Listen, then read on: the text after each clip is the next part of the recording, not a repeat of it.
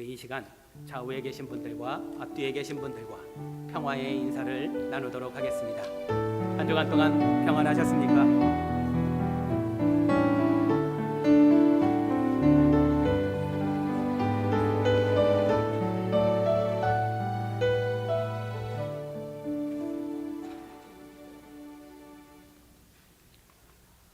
성경 말씀은 누가복음 1장 68절에서 79절의 말씀입니다. 누가복음 1장 68절에서 79절의 말씀입니다. 화면을 보면서 한 절씩 교독하겠습니다. 찬송하리로다 주 이스라엘의 하나님이여 그 백성을 돌보사 속량하시며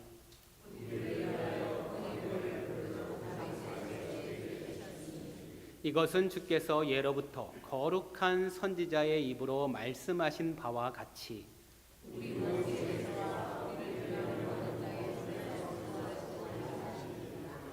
우리 조상을 긍휼히 여기시며 그 거룩한 언약을 기억하셨으니 우리가 원수의 손에서 건지심을 받고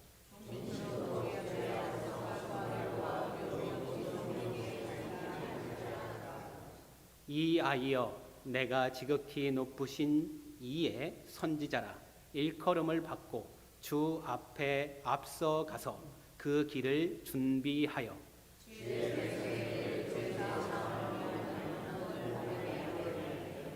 이는 우리 하나님의 긍휼로 인함이라. 이로써 돋는 해가 위로부터 우리에게 임하여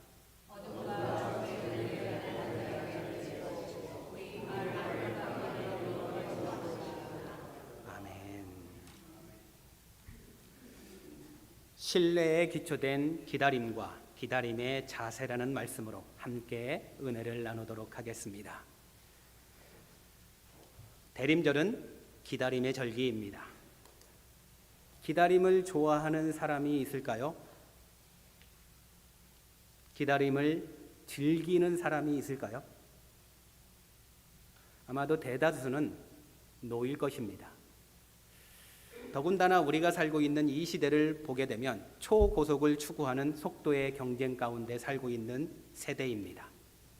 그래서 즉시 혹은 바로가 아니면 여지없이 등을 돌리는 것이 뻔합니다. 느리면 처지는 정도가 아니라 느리면 지는 시대입니다. 기다리는 시간이 예상보다 조금만 길어지면 사람들은 불안해하고 초조해합니다.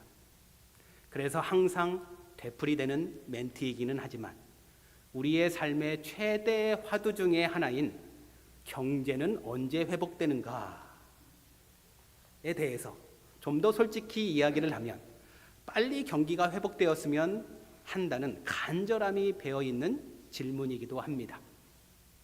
어찌 보면 기다릴 만큼 기다렸으니 더 이상 버틸 힘이 없다는 한탄이기도 합니다.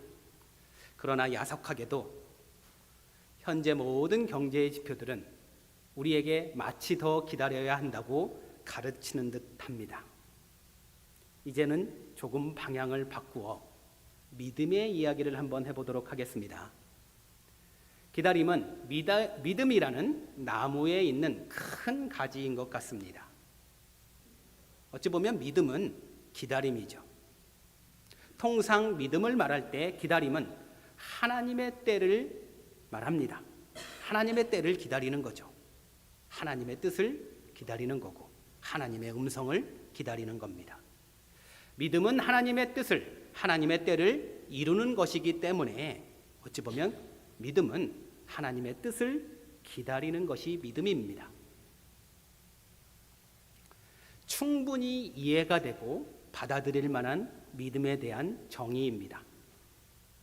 하나님의 때를 기다리고 또한 항상 하나님의 때에 맞춰 사는 것이 믿음이라는 것을 우리는 마음속으로는 인정을 합니다. 하지만 그렇게 사는 것은 쉽지 않은 것 같습니다.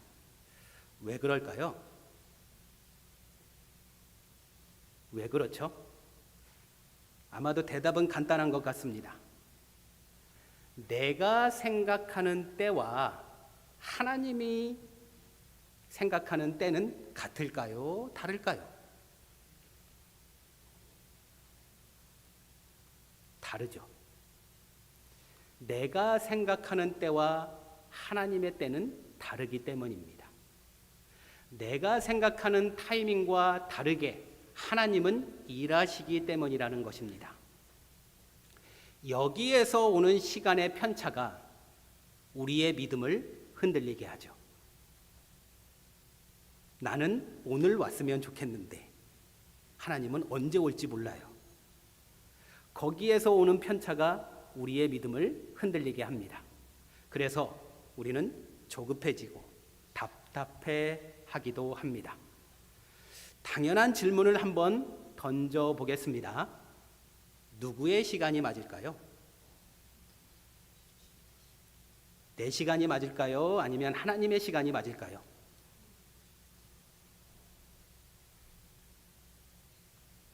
어떤 시간이 맞다고 생각합니까? 당연히 하나님의 시간이라고 다들 이야기할 겁니다. 하나님의 시간이 가장 좋은 시간이고 가장 옳은 시간입니다. 왜냐하면 하나님의 시간이 가장 완벽한 시간이기 때문입니다. 그런데 우리가 하나님의 시간을 알지 못한다는 것이 참으로 안타까운 현실이죠. 그래서 주님이 오시는 때, 하나님의 뜻이 이루어지는 때는 내가 원하는 시간이 아니라 누가 원하는 시간이요? 하나님이 원하는 시간이 되어야 마땅합니다. 이런 관점에서 오늘의 본문을 바라보시기를 바랍니다. 오늘의 본문의 내용을 설명드리겠습니다. 오늘 본문의 말씀은 사가랴의 예언입니다. 사가랴라는 사람은 어떤 사람이냐면 세례 요한의 아버지입니다. 그의 직업은 제사장이죠. 그러니까 세례 요한은 명문 가문에서 태어났습니다. 세례 요한의 어머니는 엘리사벳입니다. 그런데 누가복음 1장을 잘 들여다보면 사가랴와 엘리사벳은 어느 정도의 나이냐면 나이가 굉장히 많습니다. 굉장히 많다는 의미가 아이를 낳을 수 없는 나이였습니다. 그런데 하나님께서 사가랴와 엘리사벳을 통해서 누구를 보낸다고 예언을 하나요? 세례 요한을 낳게 할 거다라고 계획을 갖고 계셨습니다. 그래서 사가랴는 제사장인데도 불구하고 그가 성전에 들어갈 때 천사를 만나게 되는데 그 천사가 사가랴에게 너는 너의 아내인 엘리사벳이 세례 요한을 아기를 잉태할 거다라고 예언을 합니다. 제가 여러분들에게 말씀드린 것처럼 이 두 사람은 아이를 낳을 수 있는 시기를 이미 지난 나이였습니다. 그때에 천사가 나타나서 사가랴에게 너의 아내인 엘리사벳이 아기를 잉태할 거다라고 이야기를 합니다. 그 대화를 한번 표를 통해서 보도록 하겠습니다. 표준 세번역의 내용입니다. 사가랴가 천사에게 말하였다. 어떻게 그것을 알겠습니까? 나는 늙은 사람이요. 내 아내도 나이가 많으니 말입니다. 아이를 잉태한다고 이야기를 했는데 사가랴가 천사에게 이렇게 이야기를 합니다. 어떻게 그것이 알 수 있겠습니까? 나도 나이도 많고 내 아내도 나이가 많은데 어찌 이 일이 일어나겠습니까? 라고 답변하는 내용입니다. 그러자 천사가 이야기를 합니다. 나는 하나님 앞에 서 있는 가브리엘인데 나는 내게 이 기쁜 소식을 전해주려고 보내심을 받았다. 천사는 어떠한 목적을 가지고 엘리사벳이 아이를 잉태할 나는 기쁜 소식을 너에게 전해주려고 여기에 왔다라고 이야기를 합니다. 보아라, 그 때가 되면 다 이루어질 내 말을 내가 믿지 않았으므로 라고 표현을 합니다. 이 일이 이루어지는 날까지 너는 벙어리가 되어서 말을 못하게 될 것이다 라고 이야기를 합니다. 여기에서 이 대화를 보게 되면 사가랴는 제사장입니다. 천사가 하는 말을 믿었나요? 믿지 않았나요?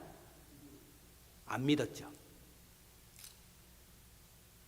실제로 그 대화 후에 사가랴는 그 순간부터 말을 못하게 되었습니다. 그리고 세례 요한이 태어나서 8일이 되어 할례를 받고 이름을 정할 때, 즉 천사가 그때라고 이야기하는 그때가 딱 되니 요한이라고 이름을 붙여주면서 사가랴는 어떻게 됐죠? 다시 말을 하게 되었습니다. 10달 동안 말을 못하다가 요한이라는 이름을 정해주기 위해서 다시 말을 하게 되었습니다. 그때가 되어서 말을 하게 되었다라는 것입니다. 그 후에 사가랴가 성령이 충만해서 한 예언이 오늘 본문의 말씀입니다. 중요한 것은 뭘까요? 사가랴가 구주가 오시고 메시아가 오시고 세례 요한이 해야 될 사명을 이야기하는 이 내용에 기록된 오늘 본문의 말씀이 어떤 때 이 예언을 했냐면 성령이 충만한 후에 한 예언이라는 것입니다. 제가 오늘 본문을 주목해서 본 이유가 바로 이 부분입니다. 사가랴가 약 10달 동안 말을 하지 못하다가 다시 입을 열었을 때 이 말을 했기 때문입니다. 오랜 시간 동안 말을 못했으니 할 말이 참 많았겠죠. 그가 10달 동안 참아왔는데 그 참아왔던 말을 쏟아내는 내용이 오늘 본문의 말씀이라는 것입니다. 오늘 본문의 말씀의 핵심 내용이 뭐냐면 표를 통해서 한번 확인해 보겠습니다. 일단 67절의 말씀을 보게 되면 사가랴라는 제사장이 어떠한 상태가 되었냐면 성령이 충만한 상태가 됐습니다. 그래서 예언을 합니다. 사가랴가 성령이 충만함을 받아 예언을 하기 시작합니다. 그래서 68절에서부터 75절까지 뭐에 대해서 예언을 하냐면 메시아가 온다. 하나님의 구원의 약속이 드디어 성취가 된다 라고 하는 예언을 하기 시작합니다. 이 예언을 다시 되돌아가 보면 아브라함에게 한 약속, 즉 선지자들이 그토록 메시아가 올 것이다라고 예언했던 그 내용이 드디어 그때가 임박하고 되었다라고 선포를 하는 것입니다. 즉 하나님이 이스라엘을 돌보시고 구속하시고 다윗의 집에서 구원의 뿔을 일으키셨으며 이는 선조들에게 하신 약속과 아브라함에게 허락한 언약을 이루어 주신다라는 예언을 한 겁니다. 그리고 나서 76절부터 77절까지 자신의 아들인 세례 요한이 무엇을 해야 되는지를 잘 설명하고 있습니다. 세례 요한은 무엇을 하라고 태어났나요? 주님의 길을 예비하라고. 그리고 백성들이 죄를 회개하고 돌이켜서 하나님의 길을 예비하게끔 그러한 역할을 감당하라고 요한이 태어났는데 요한의 사명을 설명합니다. 요한이 지극히 높으신 이의 선지자로서 주님 앞에 가서 먼저 길을 예비하라라는 사명을 이야기합니다. 그리고 나서 78절에서부터 79절에 새벽빛으로 오시는 구원자에 대해서 다시 한번 설명을 합니다. 하나님의 국률로 돋아오르는 새벽별이 오사 어둠과 죽음의 그늘에 앉은 자들을 비추시고 평강의 길로 인도해 주실 것이다 라고 하는 예언을 하였습니다. 이 일이 이루어졌을까요? 아닙니다. 아직 이루어지지 않았습니다. 우리가 첫 번째로 다시 돌아가서 사가랴는 천사가 하는 말을 믿었나요? 믿지 않았죠. 그런데 때가 임박하고 나서 그는 말문이 틔었고 말문이 틔우고 나서 성령이 충만한 상태에서 바로 이 예언을 한 것입니다. 사가랴가 10달 동안 침묵하다가 처음으로 사가랴의 입에서 나온 말이 하나님이 우리에게 약속하신 구원의 역사, 메시아가 이 땅에 오심을 예언하는 내용입니다. 여기에서 우리가 한번 생각해 볼 것은 뭐냐면 이런 겁니다. 사가랴가 10달 동안 말을 하지 못했습니다. 왜 사가랴가 말을 하지 못했을까요?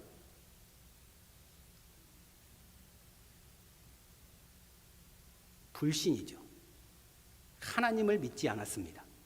하나님의 약속이 이루어진다는 것을 오랫동안 기다려왔고 이사야 선지자나 다른 많은 선지자들이 이야기를 했는데 기다리긴 기다렸으나 설마 지금 올까? 라고 불신을 했던 모양입니다. 그래서 사가랴는 아마도 기다리는 마음을 잃어버린 것 같습니다. 천사 가브리엘은 사가랴에게 기쁜 소식을 전해 주었습니다. 사가랴와 엘리세벳이 아이를 낳을 것이라는 기쁜 소식을 들었긴 하지만 더 이상 그 기쁜 소식은 이스라엘을 구원할 자가 나타날 것이라는 소식과 함께 듣게 되었는데 이것을 사실은 믿지 않았습니다. 그래서 17절의 말씀을 1장 17절의 말씀을 보게 되면 그가 또 엘리야의 심령과 능력으로 주 앞에 먼저 와서 하나님의 마음을 자식에게 거스르는 자를 의인의 슬기에 돌아오게 하고 주를 위하여 세운 백성들을 준비하리라 라는 말씀이 있습니다. 여기에서 주목해 봐야 될 것은 무엇이냐면 세례 요한에 대해서 이야기를 하는데 그 세례 요한이 먼저 할 일이 뭐냐면 주 앞에 먼저 와서 라는 구절이 있습니다. 이 구절은 뭐냐면 메시아가 온다는 겁니다.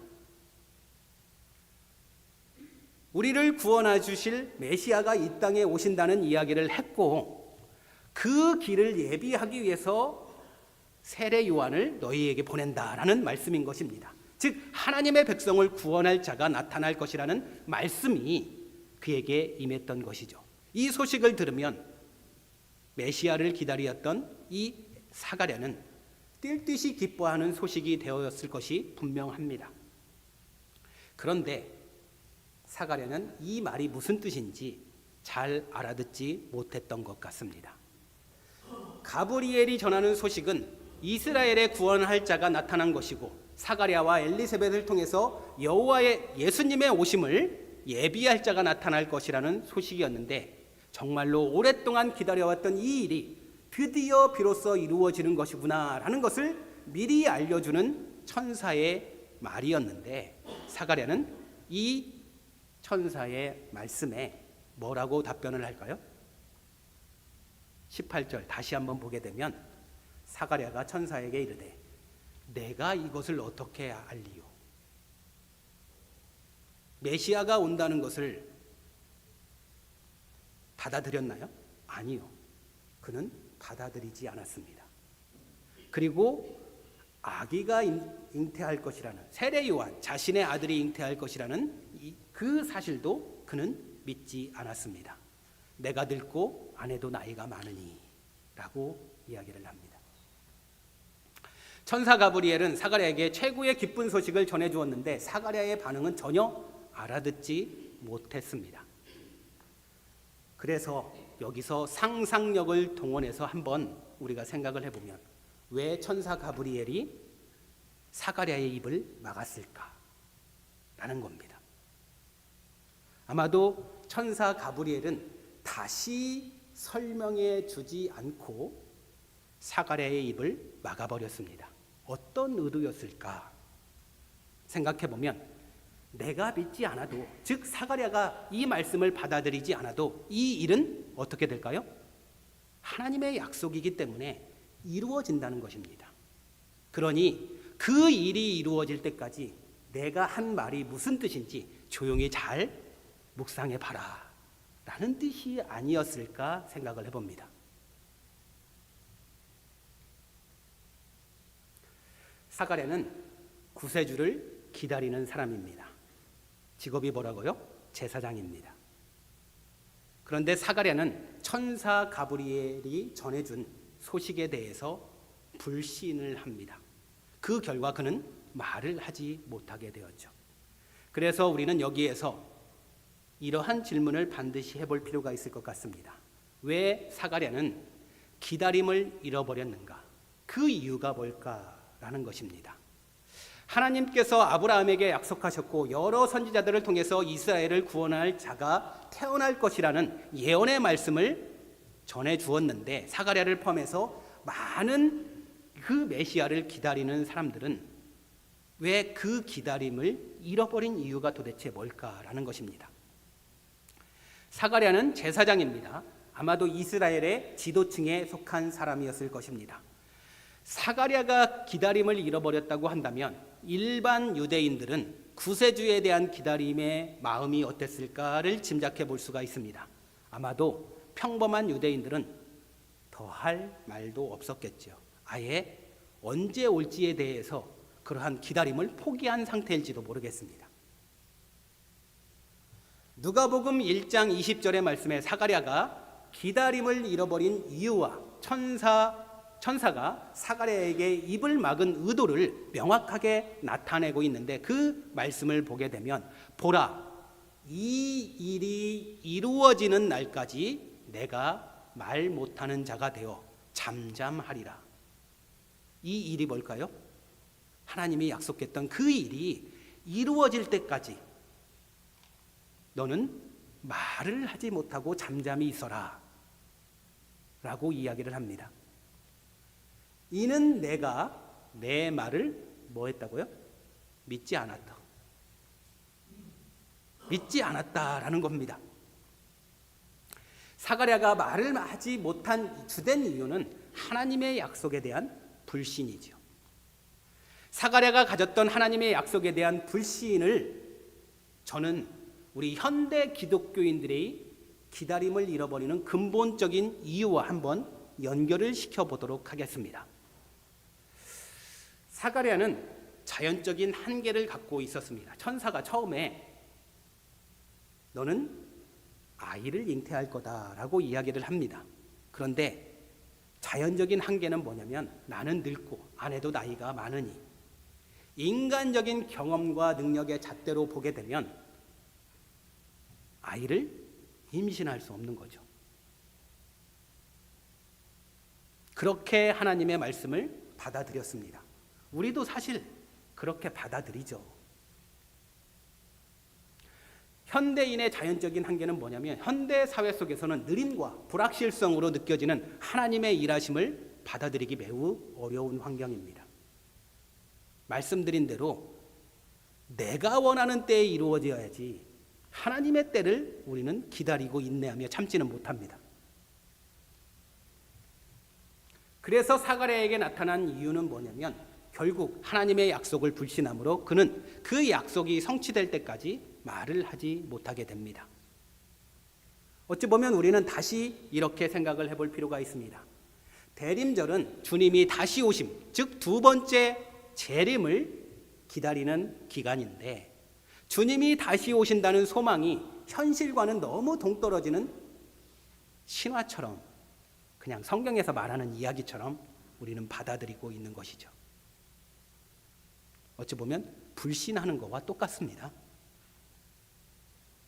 사가랴가 불신한 이유도 어찌 보면 충분히 납득이 가고 이해가 되죠. 왜냐하면 자기의 인간적인 경험과 환경을 보게 되면 도저히 받아들일 수 없는 상황입니다. 현대 기독교인들 역시 하나님의 약속을 불신하거나 기다림의 상실감을 느끼는 이유도 충분히 이해가 됩니다. 언제까지 기다립니까, 하나님? 그래서 우리는 항상 질문하기를, 언제까지입니까? 언제까지 기다려야 하나요? 하나님의 약속은 언제 이루어집니까? 기도의 응답은 언제 이루어집니까? 초점이 뭐죠? 언제.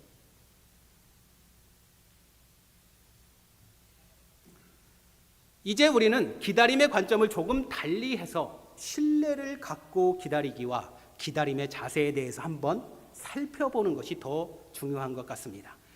때와 시기를 우리가 걱정하고 언제입니까? 라는 질문을 그렇게 하지 마시고 우리는 뭐에 대해서?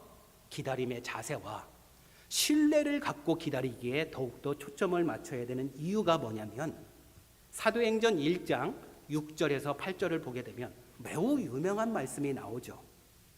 성령이 너희에게 임하면 너희가 권능을 받고 예루살렘과 온 유다와 사마리아 땅끝까지 이르러 내 증인이 되리라 라는 말씀이 있는데, 그 말씀 전에 뭐가 일어나냐면 제자들이 예수님이 부활하셨고 부활하신 예수님을 만났습니다. 그리고 나서 승천하시기 전에 제자들이 예수님께 묻습니다. 어떠한 질문을 하냐면, 주께서 이스라엘 나라를 회복하심이 이때이니까 라고 묻습니다. 핵심은 뭘까요? 이때, 지금입니까? 라고 질문을 합니다. 이 질문을 가만히 들여다보면요, 인간의 시간표에 누구를 맞춰요? 하나님을 맞추려는 질문입니다. 이 질문에 예수님의 답변은 뭐죠? 때와 시기는 누구 것? 누구의 권한? 아버지의 권한이라는 겁니다. 너희는 알 바가 아니다 라고 이야기를 합니다. 우리의 항상 초점은 뭐냐면 언제까지입니까? 라는 초점인데, 예수님의 답변은 야, 때와 시기는 알 필요 없고 하나님께 맡기고 너희들은 무엇을 하라고요? 기다림의 자세와 하나님의 약속을 믿는 신뢰, 믿음이 필요하다는 것을 이야기하고 있는 것이죠. 그래서 예수님의 답변은 언제까지가 아니라 하나님의 긍휼이 충만할 때까지인 겁니다.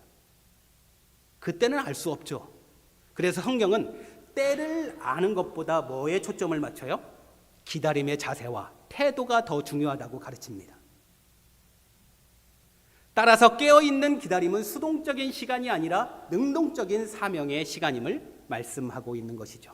그래서 우리는 여기서 다시 한번 생각해 볼 것이 뭐냐면, 깨어있다는 것이 도대체 무슨 뜻이냐라는 겁니다. 그것은 졸거나 잠에 취하는 것과는 반대되는 표현인 것이죠. 예수를 믿는다는 기독교인들은 존다는 것이 무슨 의미를 갖고 있냐면 영적으로 침체되어 있다는 것을 의미하고 있습니다. 사람들은 영적으로 죽어간다는 사실을 인정하지는 않으려고 합니다. 그냥 돈 잘 벌고 잘 먹고 잘 살면 그게 살아있는 것으로 보고 있는 것이죠. 그렇게 잘 살고 잘 먹고 잘 살다가 죽는 것입니다. 그걸 사람들은 자연스러운 인생이라고 생각을 하죠. 그러나 기독교의 신앙은 거기에 매달리지 않습니다. 실제로 살아있다는 것은 거기에 머무르지 않고 하나님과 함께하는 것을 의미하고 있는데, 그것이 바로 깨어있는 삶을 말씀하고 있는 것이죠. 그래서 성경은 기다림의 자세와 태도를 명확하게 보여주는 깨어있는 삶에 대한 성경의 말씀이 여러 군데에 기록이 되어 있습니다. 첫 번째로 볼 말씀은 마태복음 24장 42절의 말씀입니다. 그러므로 깨어있으라. 어느 날에 너희 주가 임할는지 너희는 알지 못함이니라. 두 번째로 마가복음 13장 35절의 말씀입니다. 그러므로 깨어있으라. 집 주인이 언제 올는지, 혹 저물 때 일는지, 밤중 일는지, 닭 울 때 일는지, 새벽 일는지 너희가 알지 못함이라. 세 번째 말씀은 누가복음 12장 35절의 말씀. 허리에 띠를 띠고 등불을 켜고 서 있으라. 공통점이 뭐죠? 때는 알지 못합니다. 분명한 것은 때는 알지 못하는데, 때는 알지 못하니 뭐 하라고요? 준비하고 또한 대비하라라는 말씀인 거죠. 준비하고 대비하라는 자세와 태도를 말씀하고 있는 것입니다. 사실 하나님과 함께하는 것은 그 날과 그때에 자신의 영혼의 촉수를 집중하여 그때가 도래할 때까지 긴장감을 팽팽하게 유지하는 삶의 태도를 이야기하고 있는 것입니다. 오늘 우리는 사가랴의 예언을 살펴보았습니다. 10달 동안 말을 하지 못하던 사가랴가 처음으로 한 말이 뭐냐면, 오늘 본문의 말씀인 하나님의 약속은 어떻게 된다고요? 성취된다라는 겁니다. 그런데 우리가 이 말을 하기 전 사가랴의 모습을 살펴보면, 사가랴는 불신의 결과로, 하나님의 말을 믿지 못하는, 약속을 믿지 못한 결과로 10달 동안 아무 말도 하지 못하고 침묵 상태에 머물렀습니다. 사가랴는 불신 때문에 말을 잃었지만 그 아마 침묵의 기간 동안에 그가 하나님의 시간표를 묵상하고 예언자로서의 삶의 태도를 다시 회복하는, 어찌 보면 훈련의 기간이었을 것입니다. 우리도 역시 마찬가지겠죠. 우리가 언제까지 기다려야 됩니까? 라는 우리 내 마음의 정말로 욕망과 심리를 어떻게 해야 될까요? 일단 내려놓고 언제까지입니까? 라는 그 말씀은 이제 내려놓고 나는 뭐에 집중해요? 충성되고 지혜 있는 종의 태도로 기도하고 깨어있음을 유지할 수 있는 자세와 태도를 갖추는 것입니다. 이 대림절의 기간이 바로 이러한 의미에 있어서 주님이 오심을 굳건하게 신뢰하고 그 약속을 나는 굳건하게 믿으면서 내 기다림의 자세와 태도를 준비하는 영적인 준비의 기간이 되는 것이겠죠. 우리는 막연히 기다리지 않습니다. 하나님의 약속을 믿고 신뢰하기 때문에 기다리는 거죠. 근거 없는 기다림은 우리는 기다리지 않습니다. 하나님의 약속을 믿기에 우리는 인내하며 참고 기다립니다. 어찌 보면 다시 오신다고 말씀하셨으니 그 구원에 대한 약속, 나는 너희 3일 만에 십자가에서 부활할 거다라고 말씀하신 것처럼 그 부활에 대한 우리가 약속을 믿었던 것처럼 하나님의 약속을 철저히 신뢰함으로써 인내하고 기다리는 것이죠. 그래서 우리가 찾아볼 하나의 말씀이 있습니다. 로마서 8장 24절에서 25절의 말씀입니다. 보이는 소망이 아니니 보는 것을 누가 바라리요. 만일 우리가 보지 못하는 것을 바라면 참음으로 기다릴지니라. 기도하겠습니다.